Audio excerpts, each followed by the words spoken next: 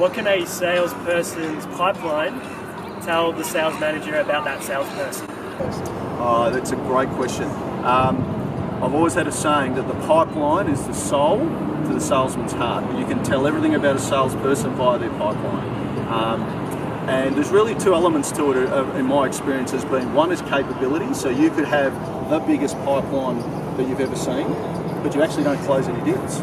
So the message to a sales leader is that, okay, you might be active and you're generating some interest, but you're actually not closing or you're not moving ahead to the next step. So that tells me there's a capability issue.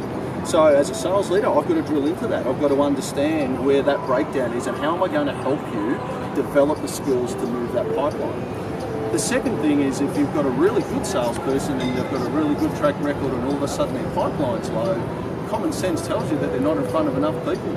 If I put a great salesperson in front of 50 people, guarantee they're going to generate a pipeline because their capability is too good and they will do that. So it tells me that they're probably not seeing enough customers and they're actually not out there enough. They're not picking up the phone enough. They're not talking to existing customers or new business. And that's another issue for the sales leader is how do I then get that high performer back to the stage where the activity levels need to be where they should be to develop the pipeline. So very much the pipeline can tell the sales leader a lot of things if they're really looking at everything in that pipe really, really well.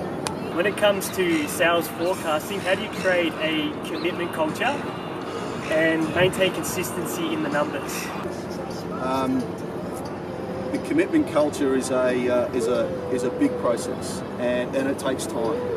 Forecasting in any sales organisation, I'd be pretty confident in saying that most organisations struggle with the accuracy of the forecast. And there's a difference between forecasting to plan or target and forecasting to a commitment that you've made. So putting a commitment culture in place starts really at the salesperson level. They need to understand why is that important?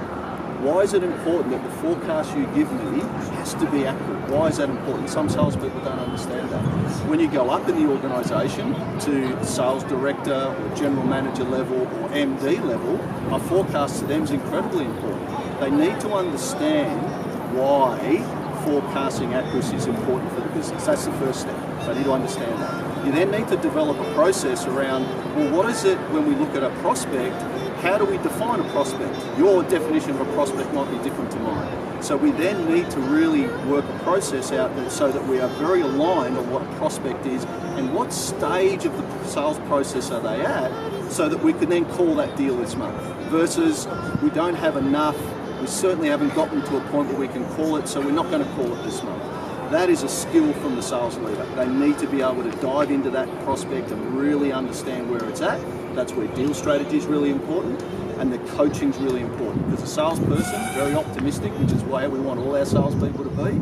However, optimism can sometimes blur where the deal's really at. The sales leader needs to bring that back and really understand where that deal's at.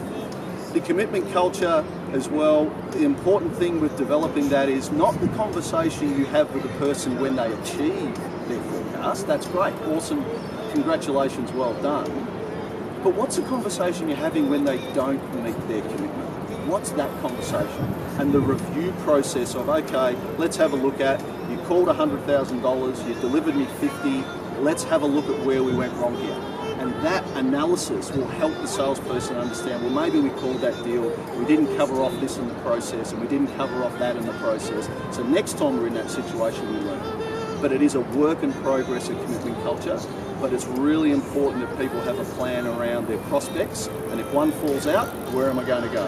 It all links back to pipeline, again, and it links back to the sales leader coaching ability.